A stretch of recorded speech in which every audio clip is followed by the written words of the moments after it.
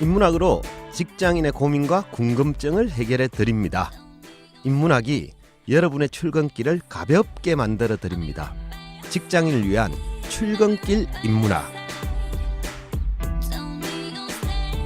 제40화 상대의 실수가 마음에 걸릴 때. 안녕하세요. 어쩌다 철학자 이호건입니다. 안녕하세요. 장춘수입니다. 안녕하세요. 인천작두 강동구입니다. 장춘수님은 자유님 빼먹었어. 네, 일부러 한번 해봤습니다. 아, 그래. 근데 어쨌든- 제가 오늘 지금 40회죠. 네. 제가 31회부터 했으니까 벌써. 벌써요? 벌써 이거 지금 와. 10번째잖아요. 네. 근데 슬슬 재미는 있는데 네. 네. 불안하네. 왜요? 아니 뭐 구독자가 느는 것도 아닌 것 같고 그쵸. 좋아요도 안 느는 것 같고 어. 이러다가 떨려나는 거 아닌가 싶기도 하고 그죠? 이제 자유인님의 그 불안한 심리를 알겠어요. 네. 이 대목에 또 새로운 사람을 한번 한 명 더. 아니 이것도 괜히 얘기해가지고 다른 게스트 검토하는 거 아니에요? 그 예전에 우리가 했던 것 중에 기억나세요? 태계 이황 선생님의 말, 그죠? 조금씩 흙을 쌓아서 산을 이룰 때까지 뭐 가면 되는 거죠. 구독자가 뭐 특별히 늘지 않더라도 꾸준히 하다 보면 산이 되는 그날이 있지 않겠습니까? 우리 청취자분들 부탁합니다. 아, 네. 예. 어쨌든 작두님이 처음에 하실 때 공약이 있었는데, 네. 그죠? 그죠? 네. 어. 인천에서 빨간불이 안 들어오고 있는. 어쨌든 그죠? 예. 이제부터 다시 한번 또 시도해 그죠? 보겠습니다. 우리가 벌써 40화가 된 걸 보고는 깜짝 놀라겠네요, 그죠? 그러네요. 어쨌든 횟수를 네. 많이 더했습니다. 어쨌든 그 남들이 특별히 알아주지 않더라도 우리는 우리의 길을 가는 거. 이게 이제 실존하는 인간들의 모습입니다. 네. 자, 개인적으로는 철학 중에 실존주의 철학을 되게 좋아하고 또 개인적으로는 실존주의자로 살아가려고 좀 노력을 하고 있습니다. 저희 출근길 인문학도 그죠? 남들의 평가에 연연해하지 않고 그죠? 우리의 길을 가는 게 어떨까라는 네. 결의를 다지면서 네. 48을 시도해 보면 어떨까 싶은데요. 마이 네. 웨이. 좋습니다. 자유님은 근데 표정은 별로 안 좋은 것 같아. 예, 그러는데. 아니, 제가 음. 그런 식의 얘기를 주변 사람들은 했다가 어.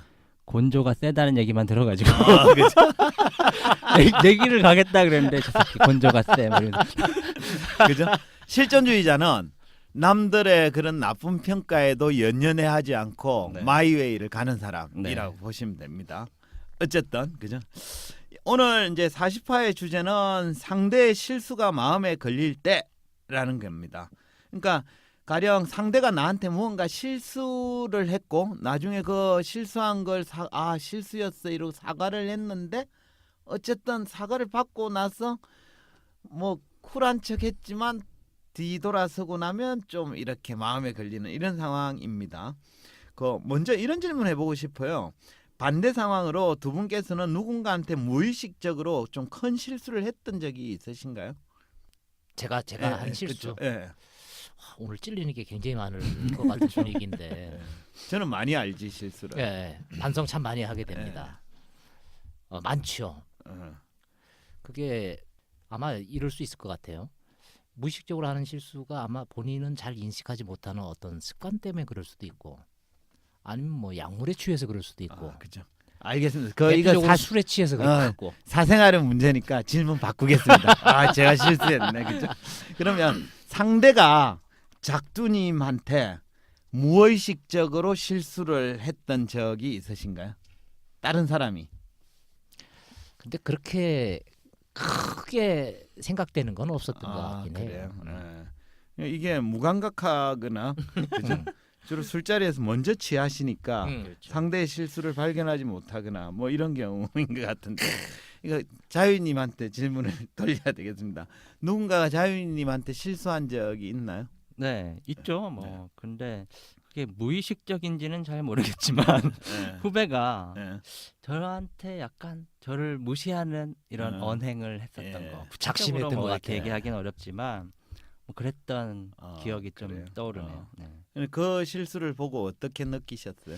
처음에는 약간 배신감 이런 게 음. 좀 많이 들다가 아 내가 얼마나 못났으면 이런 꼴을 당하나 이러면서 자괴감도 들었다가 뭐 살다 보면 그럴 수도 있지 뭐 이러면서 이해도 되고 뭐 그런 것 같아요. 뭐 저도 또 실수하는 경우도 있으니까요. 그렇죠. 저는 사실 이 주제를 정하면서 딱 떠올랐던 에피소드가 있는데요. 아마 자유님은 예전에 들으셨을 텐데 예전에 제 후배가 있었는데 그 친구가 저를 엄청 좀 따르고 존경한다 이러고 막 좀 위하는 척을 되게 많이 하는 거예요. 근데 한 번은 어떤 특정한 사건 때문에 자유님 되게 웃고 있어요. 특정한 사건 때문에 내가 이건 아니지라고 느꼈는데 이건 되게 사소한 거예요. 그리고 내가 오해했을 수도 있는데 아마 맞을 겁니다. 점심을 먹으러 백반집을 갔어. 그러니까 이래 백반 아시죠, 그죠? 그냥 밥하고 그냥 여러 가지 반찬을 나오는 건데 백반집에는 그래도 좀 사소해도 메인 디시라는 게 있잖아요, 그죠? 이해합니다. 그날 메인으로 나오는 뭐 제육 볶음이라든지 뭐 등등등인데 그날은 뭐가 나왔냐 이러면 그 조그만 조기도 되게 작은 거예요. 조기가 인당 한 사람씩 나오는 거예요. 그러니까 둘이 갔으니 두 개가 딱 나온 거죠. 근데 조기가 작은에도 불구하고 두 마리가 하나는 조기였나? 계란이었나? 어쨌든 둘 다 있었던 것 그쵸. 같아요. 조기가 한 마리는 이렇게 좀 통통하게 모양이 잘 갖춰진 게 있고 비실비실한 한 애가 하나 마리는 좀 있었고. 비실비실하게 완전 쪼그라든 게 있는 거예요. 그러면 이제 같이 먹잖아요. 근데 그 후배가 그 통통한 녀석을 지가 먼저 집어서 그 밥그릇 접시에 딱 가지고 가는 거예요. 그러면 남아 있는 쪼그라든 건 내 거잖아. 그걸 그러니까 되게 무의식적으로 한 행동이죠. 근데 평소에 의식적으로는 존경합니다. 뭐 되게 이러면서 되게 따랐던 친구가 그 행동을 보고는 제가 되게 크게 배신감을 느낀 적이 있습니다. 제가 따로 얘기는 안 했어요. 그죠?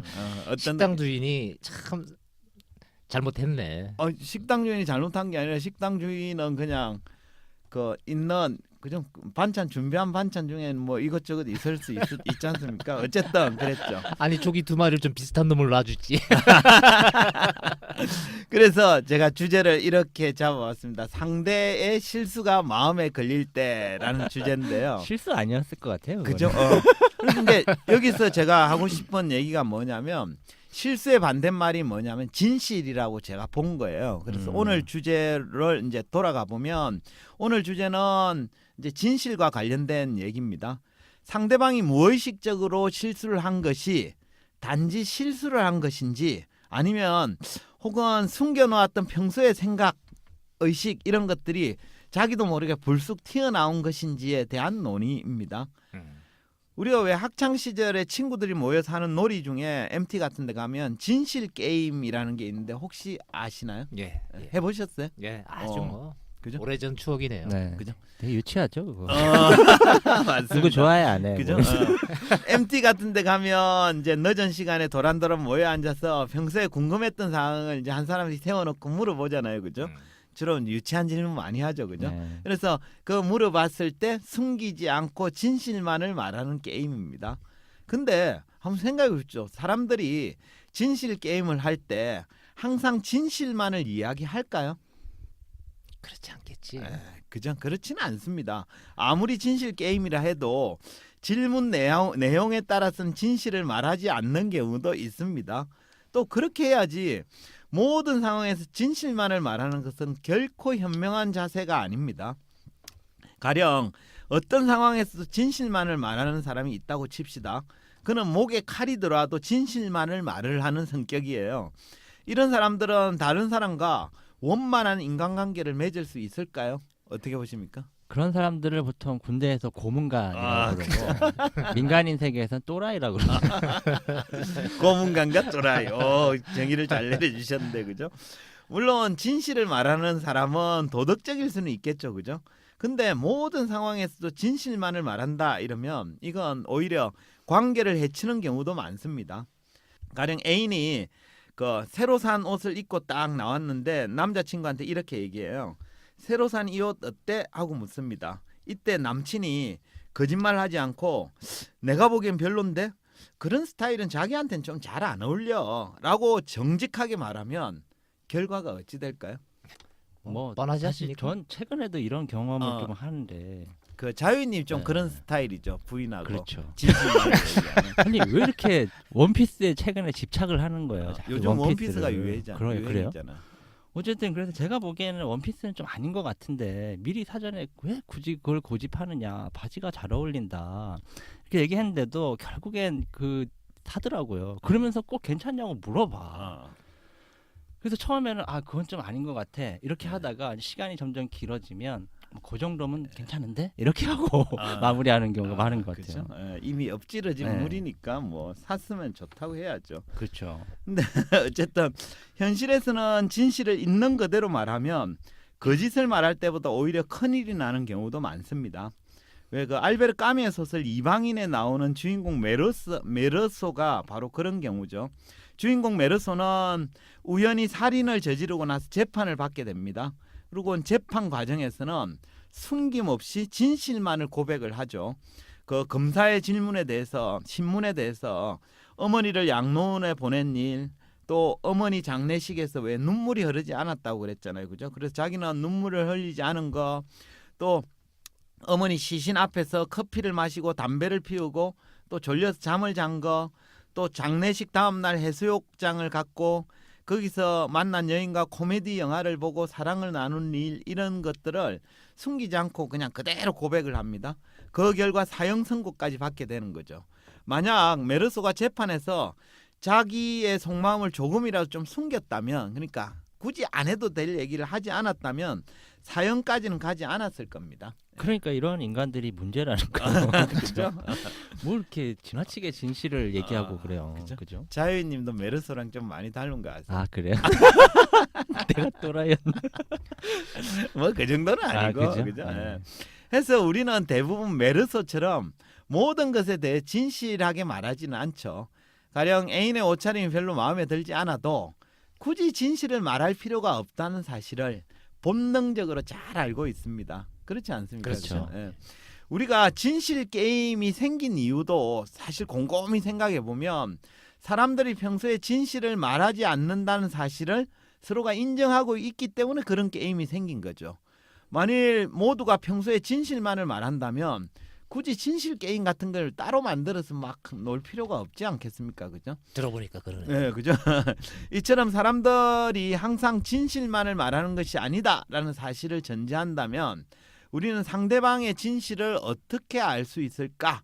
가령 의식적으로 하는 행동과 무의식적으로 하는 행동 중에 어느 쪽이 더 진실에 가까울까라는 거죠. 어떻게 보십니까?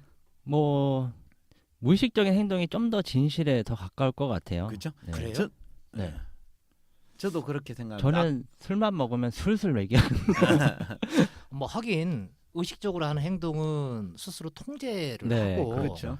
그러다 보니까 뭐 위장이 더 많을 수도 있겠는데 나도 그 얘기를 듣고 내가 사실 좀 깜짝 놀랐던 게 예전에 내가 어려워가지고 네. 제대로 읽어보지는 못하고 그냥 대충 훑어본 것 중에 분석 심리학의 얘기가 있었어요. 근데 딱 하나 기억나는 게 의식을 움직이는 주체가 자라고 그러더라고요. 예. 자기. 네. 근데 무의식을 움직이는 주체도 자라는 거예요. 네. 그래서 내가 그거 보고 되게 놀랐는데 그럼 그 얘기는 결국은 무의식적인 것도 내가 했다라는 그렇죠. 자아에 의해서 움직였다는 맞습니다. 거잖아요. 예, 예, 예, 그죠. 그러면 무의식적인 게 오히려 더 진실일 수도 있겠다. 그 생각이 예, 예, 들기도 그렇죠. 하네요. 예, 예. 그러니까 무의식 상태는 거짓말을 할 능력을 상실한 상태 이런 거 아닌가요? 그렇죠. 네. 맞습니다. 그러니까 예, 예. 그죠. 무장 해제된 상태죠. 네. 그죠. 예. 우리는 흔히 상대방을 평가할 때 공식적인 자리에서 의식적으로 하는 행위를 보고 판단하는 경우가 많은데 이렇게 되면 진실을 보지 못하는 경우가 많습니다. 가령 예를 한번 들어볼게요. 어떤 여성이 맞선을 보러 갔어요. 여성은 남성의 인간성이 어떤지가 좀 궁금하죠, 그죠? 대화를 해보니까 남자는 굉장히 예의도 바르고 성품도 되게 착한 것 같아요. 그래서 되게 마음에 들었습니다. 그러다가 중간에 잠시 여성이 화장실을 다녀오는데 자기가 없는 사이에 그 남성이 종업원한테 행동을 엿보게 되는 거예요. 자기가 없을 때. 예. 근데 남성이 종업원한테 대하는 태도는 자기를 대할 때와는 달리 굉장히 무례하고 예의가 없고 반말 찍찍하고 막 이러는 거예요. 이 경우라 그러면 남성의 진짜 인간성, 그러니까 인간성 중에 어느 쪽이 진실일까요? 여성을 대할 때가 진실일까요? 아니면 종업원을 대할 때가 진실일까요? 종업원 쪽이. 그죠? 예, 당연히 그렇죠. 예전에 한 헤드헌터가 모 회사에서 그 임원급을 요구를 해서 골프장에서 면접을 했다고 그래요. 네. 근데 뭐 스펙부터 모든 게 다 굉장히 훌륭했는데 버디 찬스 퍼팅하는데 캐디가 라이를 놔주지 않습니까? 예. 그거 라이 놔준 거 가지고 버디를 못했던 모양이죠. 캐디한테 막 뭐라고 그러더라는 예. 거예요. 여지없이 그렇죠. 안 됐다 음. 이런 얘기가 그 있었어요. 캐디한테 예. 대하는 게 예. 진실이죠. 예. 좋은 팁이네요. 예, 그죠. 사람의 행동은 이렇게 그가 의식적인 상태에서 하는 행동보다는 무의식적인 행동이 더 진실에 가깝다라고 볼 수 있습니다. 그 무의식의 세계를 처음으로 발견한 정신분석학자 프로이트는 이런 얘기를 합니다. 나라는 집의 주인은 의식이 아니라 무의식이다. 여기서 잠깐 프로이트가 누구인지 잠깐 살펴보고 가겠습니다. 본명 지그문트 프로이트. 1856년 오스트리아의 작은 도시에서 태어난 프로이트는 나치의 박해를 피해 영국으로 망명했다가 1939년 83세의 일기로 사망했습니다. 생리학자였던 프로이트는 히스테리 환자를 연구하다가 인간의 내면 깊숙한 곳에 숨어있는 무의식을 발견하였습니다. 이를 통해 리비도와 무의식의 존재, 그것의 작동 방식을 처음으로 주장함으로써 정신분석학이라는 새로운 분야를 개척하였습니다. 이후 그의 정신분석학은 의학 분야뿐만 아니라 철학, 심리학, 문화이론, 사회이론 등 여러 분야에서 다양하게 활용되었습니다. 대표 저서로는 꿈의 해석, 히스테리 연구, 정신분석 입문 등이 있습니다. 끝! 그러니까 프로이트에 따르면 자신이 의식적으로 생각하고 있는 내가 주인이 아니라 나도 모르게 존재하는 게 있다는 거예요. 자신도 모르게 존재하는 게 바로 무의식인데 사실 이 녀석이 나라는 집의 진짜 주인이라는 겁니다. 그러니까 의식은 가짜고 무의식이 진짜 나라라는 뜻입니다.